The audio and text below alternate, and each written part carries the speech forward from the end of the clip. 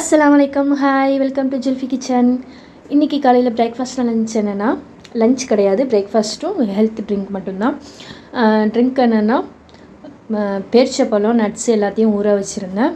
அதையும் அது கூட பால், அப்புறம் கேரட்டு, ஆப்பிள், கடைசியாக பீட்ரூட் இது எல்லாத்தையும் ஒன்றா சேர்த்து வெட்டி போட்டு, இனிப்புக்கு சீனி ஆட் பண்ணாமல் தேன் ஆட் பண்ணியிருக்கேன். இது எல்லாத்தையும் நல்லா பிளெண்ட் பண்ணி எடுத்துட்டேன். நல்லா ஜூஸ் ஆயிடுச்சு.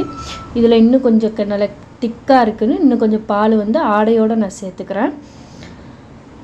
சேர்த்துட்டு மறுபடியும் நான் நல்லா பிளெண்ட் பண்ணி ஜூஸ் எடுத்துக்கிறேன். இப்போ நல்ல ஜூஸாக பிளெண்ட் பண்ணி எடுத்தாச்சு. இப்போது கிளாஸில் ஊற்றி குடிக்க ஆரம்பிச்சிடலாம். அடுத்து காலையில் பிரேக்ஃபாஸ்ட்டுக்கு ரவா உப்புமா தான் ரெடி பண்ணியிருக்கேன். ரவா உப்புமா நான் எப்படி கிண்டியிருக்கேன் அப்படின்னா, கொஞ்சமாக நெய் விட்டு, தேங்காய் நெய்யும் விட்டு, கடுகு, அப்புறம் வெங்காயம், 2 வத்தல் இது எல்லாத்தையும் பிச்சு போட்டு கருவேப்பிலையும் போட்டு கொஞ்சம் நல்லா கோல்டன் கலரில் வந்ததுக்கப்புறமா தண்ணி அளவு வச்சுட்டு சின்ன துண்டு கேரட்டை சீவி விட்டுருக்கேன். அப்புறம் கொஞ்சமாக தேங்காய் பூ திருவி போட்டிருக்கேன். இது எல்லாமே கொஞ்சம் கொதித்து வந்ததுக்கப்புறமா நான் தனியாக ரவையை ரோஸ்ட் பண்ணி வச்சுருக்கேன். ரொம்ப ரோஸ்ட் பண்ணாமல் லேசாக வறுத்து அந்த ரவையோட பச்சை வாடை போகிற அளவுக்கு நெய் விட்டு வறுத்து வச்சுருக்கிறேன். அதை இதோடு சேர்த்து நல்லா கட்டி இல்லாத அளவுக்கு கிளறிக்கிறேன். ரவையை நல்லா கிளறி உதிரியாக வர்ற அளவுக்கு நல்லா கிளறியாச்சு.